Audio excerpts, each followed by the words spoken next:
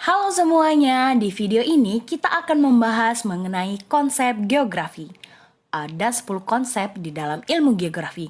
Apa saja ya 10 konsep tersebut? Jaket, polo, keke, diminte, agni. Loh, kok gitu sih? Maksudnya gimana? Jadi makin bingung. Jadi, itu tadi merupakan cara singkat untuk menghafal 10 konsep geografi. Jaket, polo, keke, diminte, agni.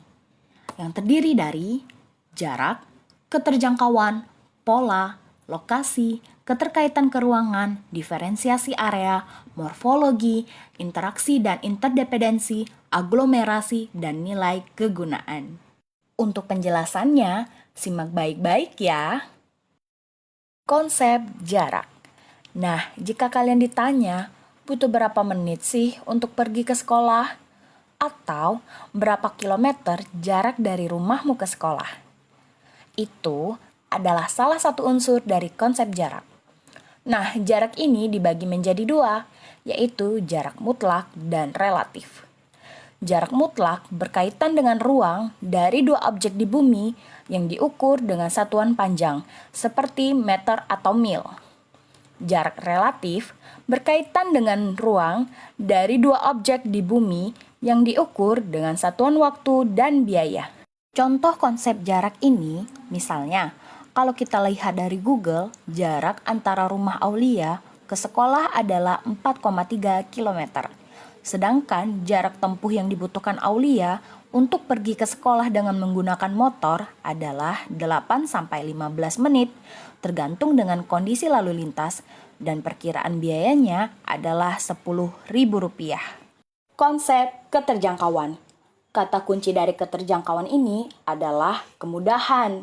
Kemudahan yang dimaksud adalah untuk meraih, mencapai, atau menuju ke suatu wilayah yang dipengaruhi oleh kondisi geografis dan jaringan komunikasi. Misalkan, Bowo ingin melakukan perjalanan dari Jakarta ke Palembang. Ada banyak cara. 1. Via udara. 2. Via darat dan laut. Bisa menggunakan kendaraan pribadi, bis, atau kereta api. Nah, coba kita bandingkan dengan Jaka yang ingin pergi dari Muara Enim ke Semendo. Akses ke Semendo hanya bisa dengan menggunakan kendaraan bermotor di jalan umum biasa, dikarenakan tidak adanya kereta api, bandara, ataupun jalan tol. Dari contoh tersebut, kita bisa menarik kesimpulan. Daerah kota besar atau pusat aktivitas seperti Jakarta dan Palembang dapat mudah dijangkau karena sarana transportasi yang memadai. Sementara daerah terpencil cukup bahkan sulit dijangkau karena sarana transportasi yang kurang memadai dan tidak memiliki banyak pilihan seperti di kota besar. Nah, perbedaan karakteristik inilah yang dibahas dalam keterjangkauan. Pola merupakan konsep yang membahas bentuk, struktur, dan persebaran fenomena di permukaan bumi. Pertanyaan yang paling sering muncul di dalam konsep pola yaitu, bagaimana sih bentuk pola tempat tinggalmu? Memanjang sepanjang jalan, memanjang sepanjang sungai, atau memanjang sepanjang garis pantai? Atau mungkin mengelompok seperti di perumahan? Atau menyebar? Kalian dapat mengamati sendiri daerah tempat tinggal kalian masing-masing ya. Nah, salah satu pola persebaran yang paling mendunia adalah Ring of Fire atau cincin api Pasifik yang mengelilingi Samudra Pasifik mulai dari Indonesia, Jepang, Rusia, hingga ke Amerika Selatan. Konsep lokasi. Konsep ini menjelaskan mengenai letak titik suatu kejadian atau fenomena geosfer yang ada di permukaan bumi. Lokasi terbagi menjadi dua, yaitu lokasi absolut dan lokasi relatif. Lokasi absolut yaitu letak suatu objek yang sudah pasti tidak dapat berubah karena ditentukan oleh garis lintang dan garis bujur. Sedangkan lokasi relatif, letak suatu objek dilihat dari objek lain di sekitarnya yang sewaktu-waktu dapat berubah sesuai dengan perkembangan wilayah di sekitarnya. Contohnya, Rumah Dono terletak di antara rel kereta api dan SMA Negeri 1 Muara Enim. Namun, setelah beralih fungsi dari sekolah menjadi mall, Dono menginfokan kalau lokasi rumahnya sudah tidak lagi berdekatan dengan sekolah, melainkan dengan sebuah mall. Nah, sedangkan contoh untuk lokasi absolut itu adalah Indonesia terletak di antara 6 derajat lintang utara sampai 11 derajat lintang selatan dan 95 derajat bujur timur sampai 141 derajat bujur timur. Konsep keterkaitan keruangan.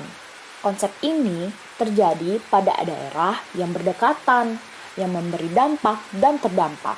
Misalnya, terjadi penggundulan hutan secara liar di hulu sungai, disertai dengan curah hujan yang deras. Juga penyempitan di badan sungai yang diakibatkan oleh pemukiman kumuh di sepanjang pinggir sungai. Ditambah lagi, pola perilaku masyarakat yang belum sadar akan pentingnya tidak membuang sampah ke sungai. Semuanya mengakibatkan air hujan tidak dapat meresap dengan baik. Lalu, sungai yang seharusnya dapat menampung air hujan tidak dapat melakukan fungsinya dengan baik. Maka dari itu, air sungai pun meluap menjadi banjir. Konsep diferensiasi area. Kata kunci dari konsep ini adalah different, yang artinya adalah perbedaan. Konsep ini membandingkan persebaran fenomena antara satu wilayah dengan wilayah lainnya berdasarkan perbedaan fisik dan sosial yang mempengaruhinya. Misalnya, daerah pegunungan memiliki cuaca lebih dingin dibandingkan dengan daerah pantai dan memiliki kondisi tanah yang subur.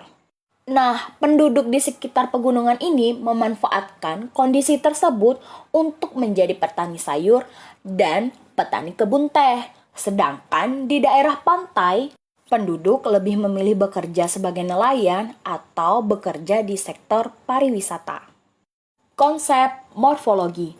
Konsep ini membahas bentuk-bentuk permukaan bumi sebagai proses alam yang terjadi. Bentuk permukaan bumi ini seperti perbukitan, pegunungan, lembah, dataran tinggi, dan dataran rendah, juga perairan. Misalnya, Kota Muara Enim berada di daerah dataran rendah, dengan Sungai Enim sebagai muara sungai. Sedangkan daerah Semendo berada di daerah perbukitan, yaitu Bukit Barisan. Konsep interaksi dan interdependensi. Apa sih beda konsep antara keterkaitan keruangan dengan interaksi dan interdependensi? Jika keterkaitan keruangan terjadi secara sepihak, maka interaksi dan interdependensi ini memiliki hubungan timbal balik dan saling ketergantungan. Konsep diferensiasi area juga ikut berpengaruh dalam konsep ini. Contohnya, interaksi antara desa dan kota. Desa memiliki potensi di bidang pertanian, perkebunan, dan peternakan. Mereka menjual hasil buminya untuk memenuhi kebutuhan hidup warga kota. Sedangkan warga kota yang kegiatannya lebih banyak di bidang industri seperti pembuatan handphone, kendaraan, dan jaringan komunikasi mendatangkan hasil industrinya ke desa agar akses ke desa lebih mudah untuk dijangkau. Konsep aglomerasi. Aglomerasi ini berkaitan dengan kecenderungan pengelompokan atau pemusatan fenomena pada suatu wilayah. Kalau kita perhatikan, pusat kegiatan perkantoran dan bisnis itu berkelompok. Contohnya, pusat pemerintahan negara Indonesia itu adanya di Jakarta. Atau salah satu daerah industri pabrik di Indonesia, pusatnya di daerah Bekasi dan Karawang. Sedangkan di fenomena sosialnya, daerah perkotaannya cenderung mengelompok dengan orang yang sama secara sosial. Misalnya, adanya perumahan elit, klaster, atau perumahan khusus untuk sesama pegawai suatu perusahaan. Sementara di desa, mereka lebih mengelompok kepada sumber air dan tanah yang subur. Oke, akhirnya kita sampai juga di konsep terakhir, yaitu nilai kegunaan. Konsep ini melihat kondisi geografis suatu wilayah memiliki nilai manfaat untuk kehidupan manusia. Misalnya nih, bagi orang-orang yang sudah terbiasa tinggal dengan banyak wisata alam seperti pantai, arung jeram, para layang, dan air terjun, tidak akan sama dengan warga perkotaan yang tidak memiliki wisata alam. Hal ini akan menjadi nilai guna dan daya tarik yang sangat tinggi.